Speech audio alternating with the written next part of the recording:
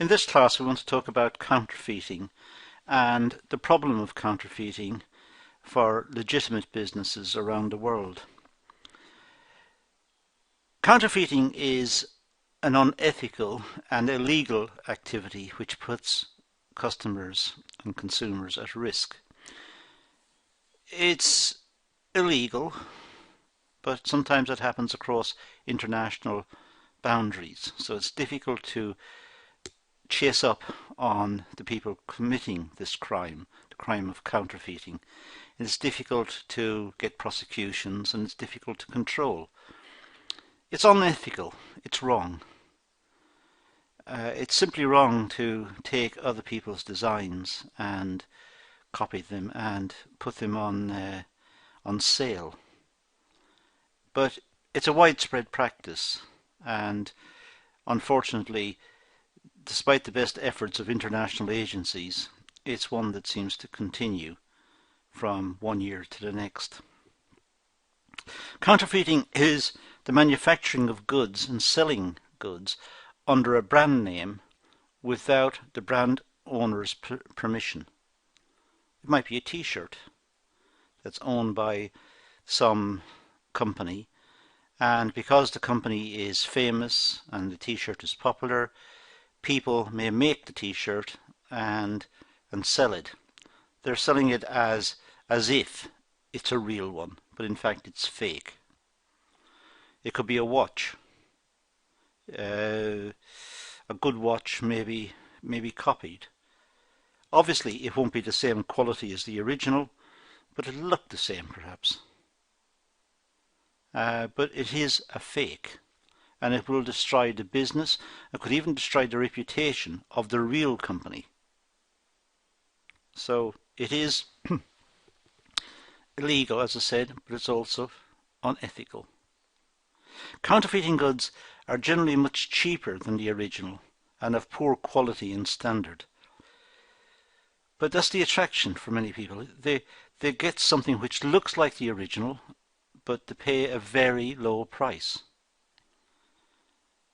But the two sides to this equation are both being unethical. The people who produce it are, but the people who buy it, if they knowingly buy the product which is being counterfeited, they also are participating in this activity.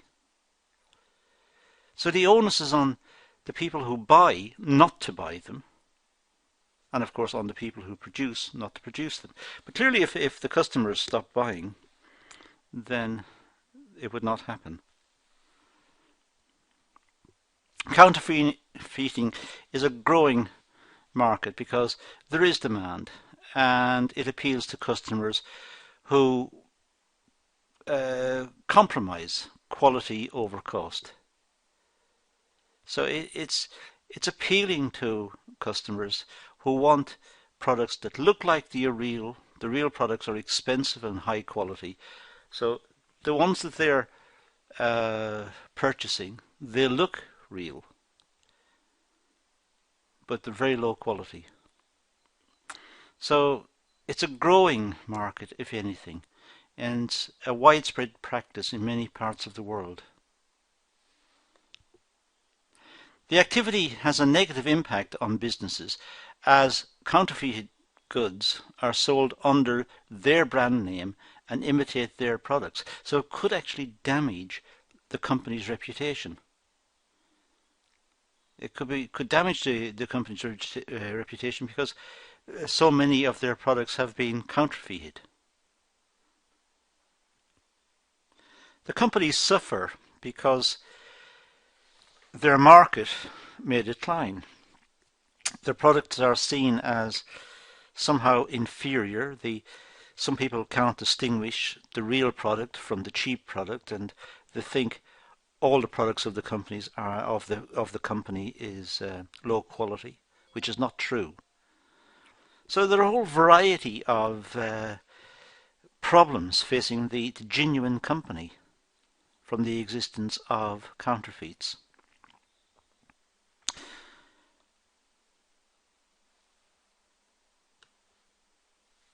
It damages customer loyalty and trust in the brand. The customers see the brand.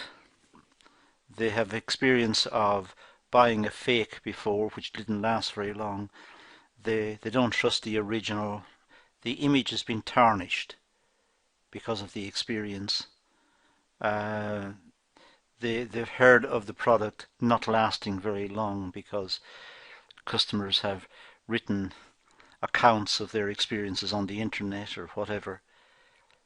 The accounts on the internet could be related to the fake item, but the real, genuine items suffer.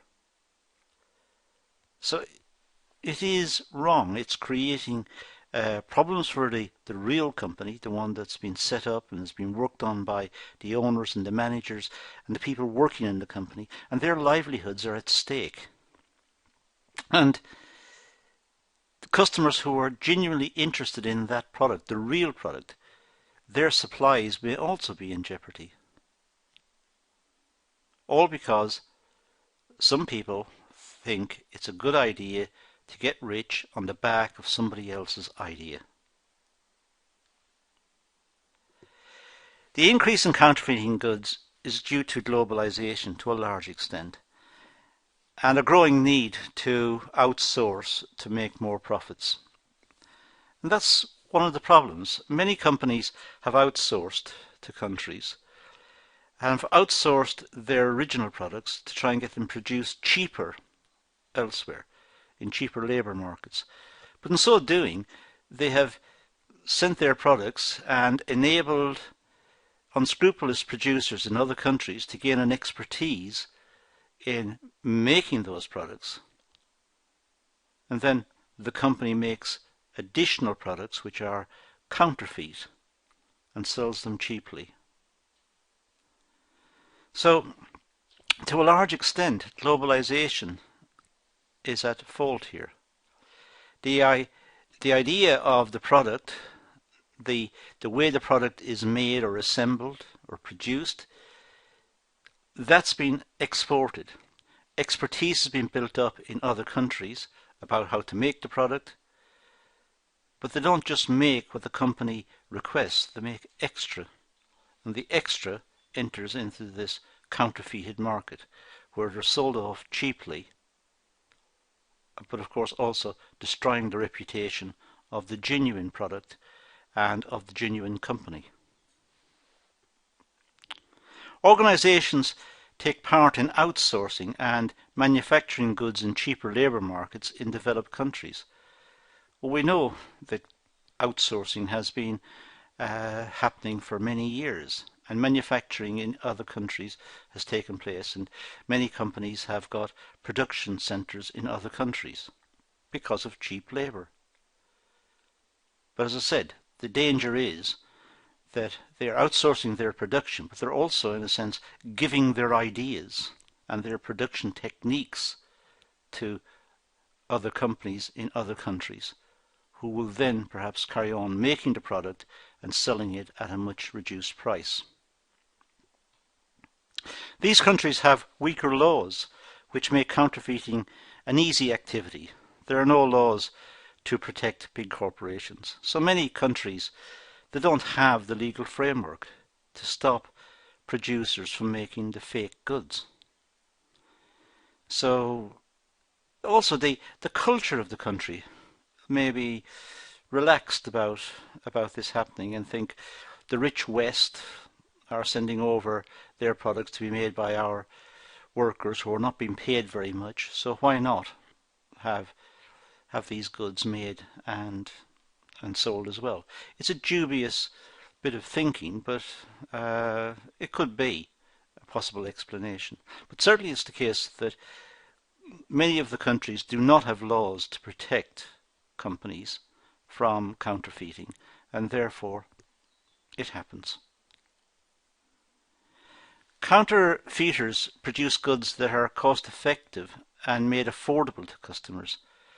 And I suppose that's the point. The real products are way beyond what many people can afford. So when a fake item comes on the market, it comes on the market much cheaper, and therefore, of course, it's very attractive to the buyers to buy the fake item. It looks real, It looks the same. So as far as they're concerned, that's an attractive product. Keep emphasizing how wrong it is, and so on, and how dangerous it is to the original supplier, who may be damaged and who may go out of business as a consequence. Customers desire expensive brands at cheaper prices in order to deceive people with the imitation. This is often referred to as imitations, fakes or knockoffs. But essentially, that's what happens. Customers want to look like they can afford expensive items, but not pay the genuine price. So it's to do with image, the image of the customer. The customer wants to buy something which looks expensive, but in fact is very cheap. But they want to make it look expensive because they want to impress their friends. So someone wants to buy a bag or a suitcase, or they want to buy a t-shirt or a watch or whatever. They go and buy an expensive looking one. It's actually a fake. And it could actually be killing the original company, the company who paid for the design, paid for the testing and the manufacturing, and who pays their taxes and who behaves ethically. And the fakes may destroy that company, may destroy the people who work for the company, the people who work on the line in the company, destroy the people who sell their product, the people who drive the lorries to deliver the product. Everyone's life in the supply chain may be affected. But the people producing the fake items don't care. They simply want to get the money and sell the product and get a big turnover and get rich. Some customers are deceived into thinking they are purchasing products from a reputable brand, and that is dangerous. Sometimes the fakes look so good that people think they're genuine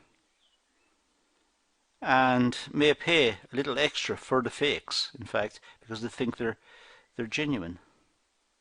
So even the people who buy the fakes may feel that they are buying the real thing, but in fact they are fake. And this could of course be dangerous in the case of some items. The product itself may be dangerous. It may be electrical and it may not be wired up properly, or it may be an infant's toy that's dangerous to the child. Some customers knowingly purchase counterfeit products, for example DVDs, music CDs. This is known as bootleg or pirated copies. Films may be copied and put onto DVD. So the people selling the DVDs did not make the film, but they are selling the DVDs with the film as if they had made the film. Now it takes a lot to make a film, to make let's say a Hollywood film. It takes a lot of money to produce one. So the people who are selling the fakes are accessing all of the production costs and all of the production techniques and selling those on. It's a fake. It's stealing. They are stealing the ideas. They're stealing the efforts of the people who made the film. The same with music. Stealing the music means that the person who composed it and spent time going through the process of making the music has not been compensated. Counterfeit products are dangerous. They can be dangerous. They can be made from cheap quality products that could pose a health and safety risk. Like I said earlier, it could be a fake toy for a child that's dangerous, or it could be an electrical component that's badly wired or badly made, or made with cheap components which make it dangerous. All sorts. The most extreme examples, it could be a medical product that's been counterfeited. Individuals are victims of fraud. Purchases made online put individuals at risk of credit care risks. For example, if sometimes people offer services online and require a credit card, and the credit card details may be stolen and used for illegal purposes.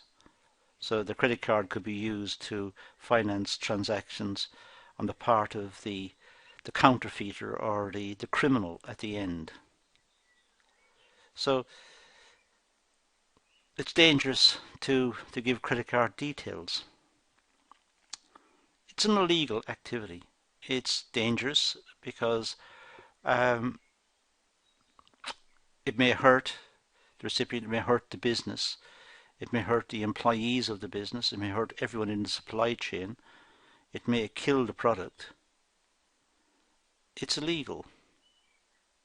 And unfortunately, in some countries, that can't be enforced.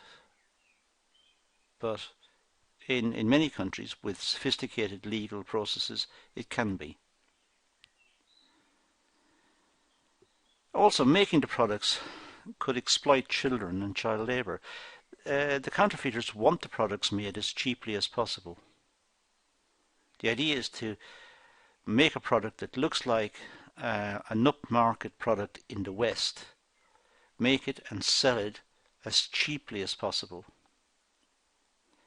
But to make it as cheaply as possible may require employing child labour, or making people work under dangerous or bad conditions of employment, or not paying them adequately, or even not paying them at all. So purchasing such products may encourage that to happen. It has a negative effect on the business and its brand, as I keep saying. And the danger is that the brand becomes identified with the fake. That's the absolute worst outcome of this, that the company's brand becomes identified with the fake, and people stop buying the products, the genuine products of the business. There are so many points against counterfeiting that what I've listed here are just a few. There are experts, there are law enforcement agencies, and there are many people who write on the topic who've identified many downsides associated to counterfeiting. The danger I want to get across in this session is the very narrow danger of the effects it has on the business, and the dangers it has for the genuine business who may go under because of this activity. It's worth reading about it. It happens, unfortunately. It's, if anything, on an upward trend, and it's likely to continue until a time when law enforcement agencies right throughout the world, including the countries in which the counterfeiters live and operate, when the law enforcement agencies are able to communicate, talk to each other, exchange information, and then act on the information and stop this practice. That's all I'm going to deal with in this session. I'm going to leave it at that. It's a slightly depressing note to finish on in talking about counterfeiting, but let's just leave it at that and realize it is there and it is a problem and it needs to be addressed. So that's it. Thank you for watching.